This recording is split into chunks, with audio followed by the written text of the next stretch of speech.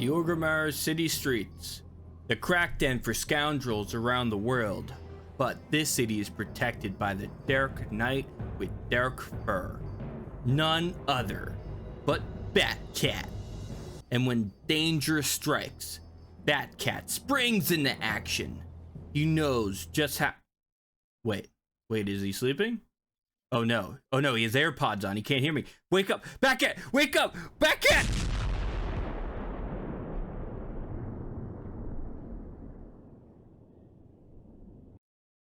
Well, with an intro like that, who really needs the rest of the video? I guess people actually interested in the build, so I better explain that. Welcome to another Alphacopter video. I have a kind of super easy build today, so I'm excited to talk about that. Again, some of the other builds have been hybrids, they're a little more complicated. I was actually inspired to do this build by my wonderful wife, who wanted to play a druid, but didn't want to play WoW. So that's kind of where we're at. This is kind of a makeshift druid build, and for that reason, it's going to be very, very simple in terms of what you're looking to get. At least right now, I'm only level 20. So the first thing I want to talk about is, of course, the enchant that this build will be benefiting from. That is going to be the Razer Claws enchant. Now, of course, there's other enchants that you can utilize while in cat form. Razer Claws is definitely going to be a lot easier, at least in my opinion, than the other couple I've seen. So this is going to make our claw ability cost 10 less energy. It also gains additional damage equal to 20% of our attack power and extends the duration of our rake by 6 seconds and rip by 2 seconds. Using claw will also sharpen our claws, increasing your physical damage by 2% and the damage of your rip by 5%. This can stack up to 5 times. So really, you're already going to be wanting to apply rake and rip in a normal cat build. Razer Claws is just making it even better. It is kind of putting more focus on our claw ability than you normally would. Normally you'd want to pick up shred, swipe for AoE, that kind of stuff, but really focusing on that claw because we get so much benefit from it, and because it's costing 10 less energy, it's just so easy to spam right now. So obviously for the abilities, and I don't have any epic enchants to talk about just yet, so we're going to come back to that in a later video. For the abilities, you're going to be wanting to look for mainly in the feral druid tree. So as you see, I do have swipe. I picked up prowl just because it's very druid. It's not really great, but it's very druid, so you could definitely skip prowl if you're looking to do more damage earlier on. I of course got rip and rake along with claw, because again, our enchant is benefiting from all of those. I also just got Tiger's Fury. You're not going to be able to see it in the footage I'm playing right now, only because I didn't have it at the time, but this is just a flat damage buff, and it's on a 30-second cooldown, so you're going to be getting it up a lot. Enchant wise, talent wise, we actually have stuff like Ferocity, reduces the cost of your maul, swipe, claw, rake, and mangle abilities by 5, rage or energy, and increases all attributes by 5%. This is just a great ability. I really don't have anything to add to it.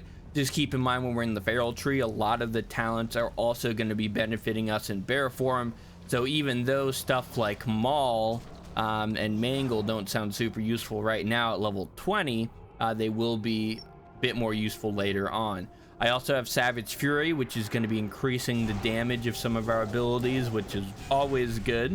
I plan to max out Feral Instinct, so we have a reduced cooldown on our Tiger's Fury and increased damage on our swipe. Again, swipe is great with big group pulls, but on single target, I would definitely go claw. Talking about claws, we have Sharpened Claws, which is going to be increasing our melee critical strike chance while in cat form by 6%. Of course, this also works in bear form, but we're not really going to be picking up bear form. We also have Primal Fury. This is going to give you a 100% chance to gain additional rage anytime you get a critical strike while in bear dire bear form, which we don't care about, but your critical strikes in cat form abilities, while in cat form, the cat form abilities critical strikes have a 100% chance to add an additional combo point. assuming they would have generated one to begin with. So this is really good when we're talking about applying rip, because we want to just do that as much as we can.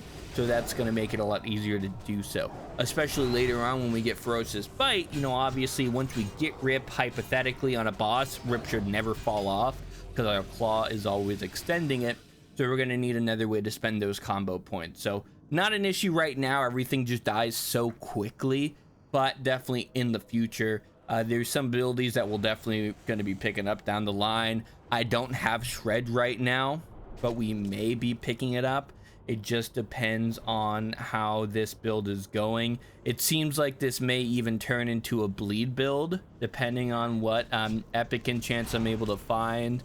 I saw a interesting enchant that will allow our heals, not our heals, I apologize, our bleeds to heal us if we pick up Vampiric Embrace, which is a interesting thing. Not really useful for dungeons necessarily, but maybe in a PvP setting that would be a little more vital.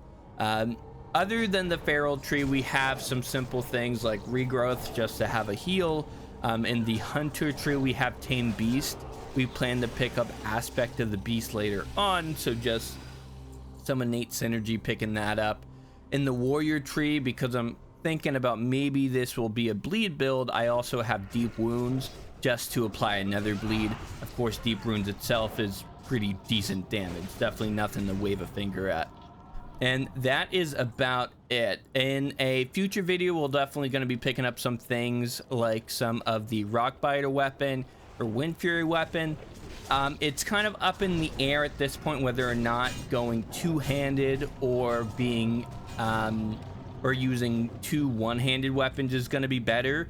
Right now I'm imagining with the shaman weapon enchant, it might be better to utilize two one-handers, so then you can get more benefits from it. Of course, with the two-hander you'd have to pick between Wind Fury and Rockbiter, and because our claw is benefiting from an additional 20% of our attack power, something like Rockbiter sounds really good. It also makes me wonder if maybe strength would be the better primary stat. Right now we're using agility. Strength, I feel that would give us more attack power, but we definitely want to see those crits, and you're just not going to see that as much going a strength build. Now, is that something maybe we mess around with strength and maybe it's awful? Who knows? But again, that's about it. This was another short video. I mean, this build is not meant to be complicated. This is meant to be, I want to play a cat build, and that's it. I just want to play a cat build. Let's just do a cat build, so I'm doing a cat build. That's all I have. As you see, cat builds, or as you may have seen, I should say, cat builds are just really strong.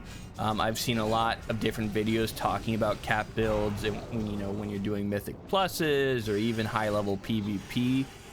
And I just wanted to throw a cat build in the ring. Who knows if by level 70 I will stand by that statement that all cat builds are good. I believe they are, just from, again, the videos and other content I've seen. But we'll see. If I mess up this cat build, you all will be the first to know. But right now, that's going to be it for today. And I hope you all have a great rest of your day. Bye-bye.